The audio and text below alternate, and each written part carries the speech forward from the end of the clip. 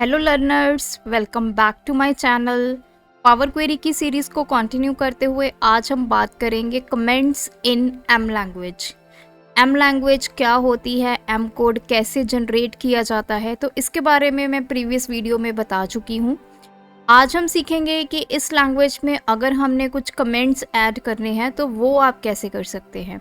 तो आप एंड तक इस वीडियो में बने रहिए, ये वीडियो आपके लिए बहुत ही बेनिफिशियल होने वाली है। अगर आप मेरे चैनल पर नए हैं, चैनल को सब्सक्राइब कर लीजिए और बेल आइकन को हिट करना मत भूलिए ताकि आगे आने वाले ऐसी यूज़फुल वीडियोस के नोटिफिकेशन आपको मिल सके। तो बिना देरी किए चलिए इस ट्यूटोरियल को स्टार्ट करते हैं।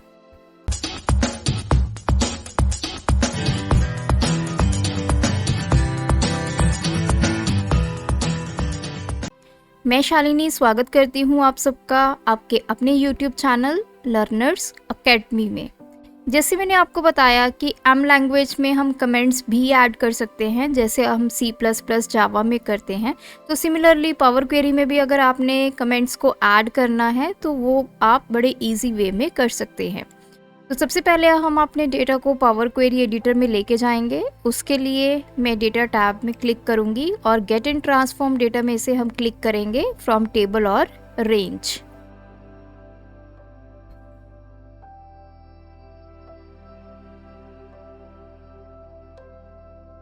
डेटा मेरा पावर क्वेरी एडिटर में आ चुका है और यहाँ पे आप देख सकते हैं अप्लाइड स्टेप्स में मेरे पास दो स्टेप्स आए हैं, एक है सोर्स और दूसरा है चेंज टाइप। सबसे पहले आपका डेटा जहाँ पे सोर्स है, जहाँ पे आपका डेटा पड़ा है, वहाँ से फैच हो के पावर क्वेरी एडिटर में आया है। उसके बाद पावर क्वेरी एडिटर ने उसके सारे टाइप्स चेक किए, जो डेटा टाइप्स हैं हर एक कॉलम के, और जहाँ पे पावर क्वेरी को लगा कि इसका डेटा टाइप चेंज होने वाला है तो उसने ऑटोमेटिकली चेंज करके हमें दे दिए हैं।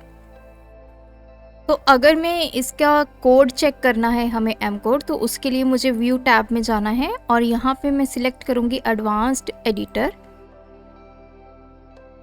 तो ये दो वो स्टेप्स हैं जो हमें पावर क्वेरी ने ऑलरेडी करके दिए हैं। इनके बारे में मैं प्रीवियस वीडियो में डिस्कस कर चुकी हूँ। लेट एंड इन हमारे दो ब्लॉक्स होते हैं एम कोड में। लेट में हम सारे वेरिएबल्स और जो भी हमारी स्टेटमेंट्स है वो हम लेट ब्लॉक में लिखते हैं, और जो हमारी आउटपुट आती है वो हम इन ब्लॉक में मेंशन करते हैं। तो यहाँ पे आप देख सकते हैं मेरे पास अभी दो स्टेटमेंट्स हैं, एक है सोर्स की और दूसरी है चेंज्ड टाइप की। अब फॉर एग्जांपल मुझे ये जो चेंज्ड टाइप है इसको कमेंट बनाना है। कमेंट बेसिकली क्या होता है, ऐसी स्टेटमेंट्स जो आपके सोर्स कोड में तो रहती हैं लेकिन आपका कंपाइलर उसको एग्जीक्यूट नहीं करता है। तो जब भी आप अपना एम कोड डिज़ाइन कर रहे होते हैं तो उस टाइम पे कुछ ऐसी स्टेटमेंट्स आप लिखते हैं जिनको आप टेस्ट कर सकते हैं, उनको लेटर ऑन आप कमेंट्स में ऐड कर सकते हैं अगर आपको वो स्टेटमेंट्स एग्जीक्यूट नहीं करवानी। तो फॉर एग्जांपल अब मुझे यहाँ पे डेटा टाइप्स चेंज नहीं करनी है, तो मुझे इस स्टेटमेंट को कमेंट बनाना है। तो अगर आप सिंगल लाइन को कमेंट बनाना चाहते हैं, जैसे यहाँ पे ये सिंगल लाइन है चेंज टाइप की, तो मुझे इसको कमेंट बनाना है। सिंगल लाइन को कमेंट बनाने के लिए आप हमेशा यूज़ करेंगे फॉरवर्ड स्लैश। तो मैं यहाँ पे दो फॉरवर्ड स्लैश लगाऊंगी। तो इससे आप देख सकते हैं मेरा ये पूरे टेक्स्ट का जो कलर है वो चेंज हो गया है, ग्रीन हो गया है। तो इसका मतलब ये जो है ये कमेंट बन चुका है। अब बाकी कुछ और यहाँ पे हम चेंजेस करने वाले हैं। वो चेंजेस क्या हैं, जैसे मैंने आपको बताया था कि हमारे लेट ब्लॉक की जो लास्ट स्टेटमेंट होती है उसमें कॉमा नहीं लगता है, क्योंकि कंपाइलर को पता होना चाहिए कि यहाँ पे हमारी ये स्टेटमेंट जो है वो टर्मिनेट हो रही है, हमारा ये ब्लॉक जो है वो ख़त्म हो रहा है, ये लास्ट लाइन है। तो अब मेरे यहाँ पे सिर्फ एक ही लाइन बच गई है, ये तो कमेंट बन गया है, तो सिर्फ एक लाइन बच गई, that is source equals to Excel dot current workbook name and content. तो मैं यहाँ से कॉमा इसका हटा दूंगी क्योंकि सिंगल लाइन है, तो ये लास्ट लाइन भी मेरी यही है। तो बात करते हैं इन ब्लॉक की। इन ब्लॉक में जैसे मैंने आपको बताया था यहाँ पे क्या आता है, हमारी आउटपुट। तो ये तो हमारा कमेंट बन गया है, तो ये तो आपकी आउटपुट नहीं आएगी। तो आउटपुट क्या आने वाली है, दैट इज सोर्स। तो ये मेरी आउटपुट है और इसको मैं करूँगी डन। तो जैसे मैंने डन किया, आप देख सकते हैं यहाँ पे अप्लाइड स्टेप्स में सिर्फ एक ही स्टेप बच गया है, दैट इज सोर्स। जो चेंज्ड टाइप था वो यहाँ से रिमूव हो गया है क्योंकि उस स्टेटमेंट को हमने कमेंट जो है वो बना दिया था। अगर आप उस स्टेटमेंट को वापस लाना चाहते हैं, कमेंट से हटाना चाहते हैं, तो उसके लिए आपको दोबारा से व्यू टैब में एडवांस एडिटर पे क्लिक करना होगा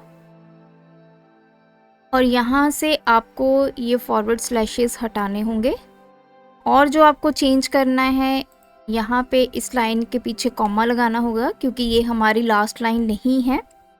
और जो फाइनल आउटपुट है उसमें आपको ये लिखना है, that is your changed type.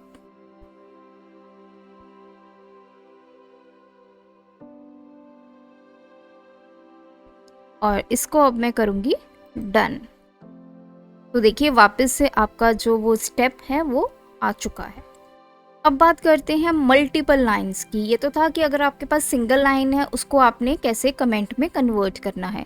अब मैं बात करूंगी मल्टीपल लाइंस की। मल्टीपल लाइंस का कोड है आपके पास, उसको आप कमेंट में कैसे चेंज कर सकते हैं। तो उसके लिए मैं कुछ पहले ट्रांसफॉर्मेशंस करूंगी अपने डेटा के लिए।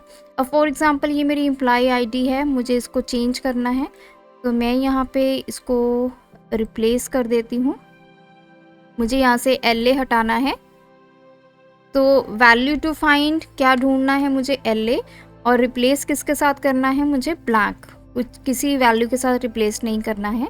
जैसे मैंने आपको पहले बताया, जो आपकी पावर क्वेरी है ये एक केस सेंसिटिव लैंग्वेज है, तो LA क्योंकि मैंने अपने यहाँ पे टेक्स्ट में कैपिटल में लिखा है तो यहाँ पे भी मुझे उसको कैपिटल में ही लिखना है, अदरवाइज आपका पावर क्वेरी इसको आइडेंटिफाई नहीं कर पाएगा।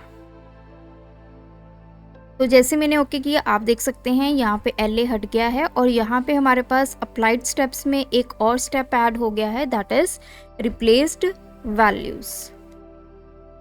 एक और ट्रांसफॉर्मेशन हम कर लेते हैं यहाँ पे।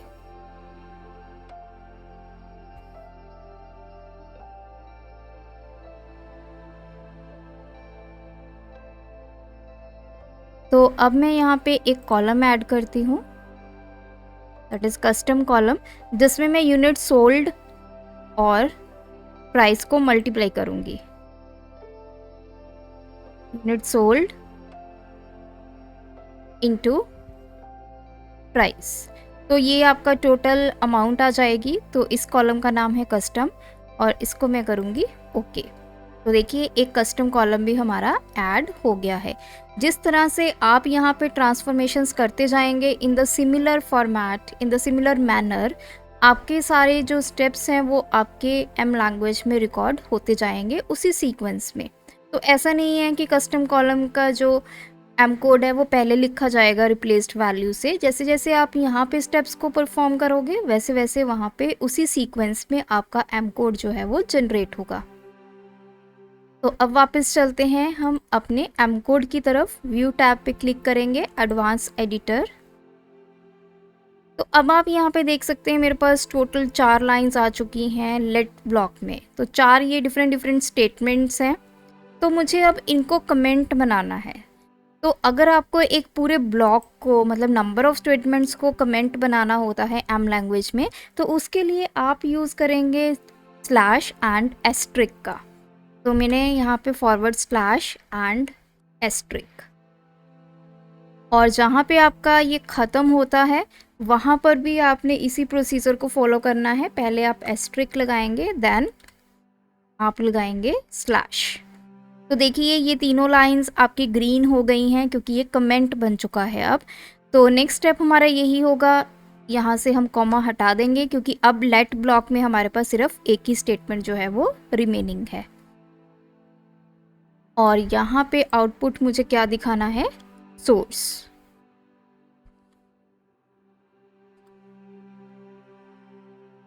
तो अगर मुझे यहाँ पे चेंज टाइप को कमेंट नहीं बनाना होता तो मैं यहाँ पे कमेंट कहाँ से स्टार्ट करती, रिप्लेस्ड वैल्यू के आगे मैं फॉरवर्ड स्लैश एंड एस्ट्रिक का यूज़ करती।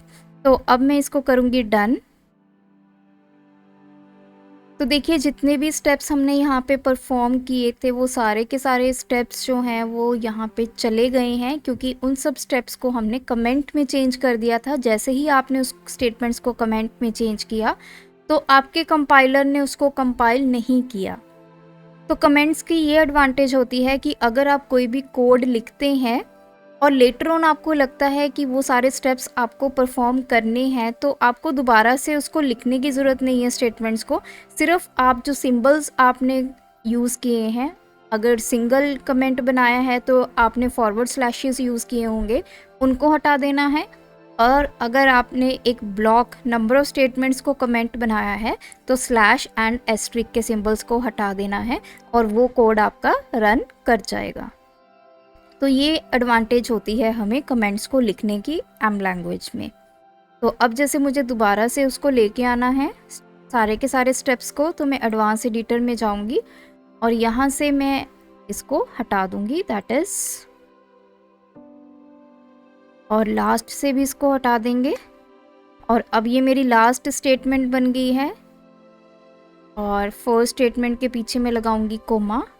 तो ये मेरा पूरा ब्लॉक कंप्लीट हो गया है और लास्ट में हम आउटपुट क्या रखेंगे, एडेड कस्टम।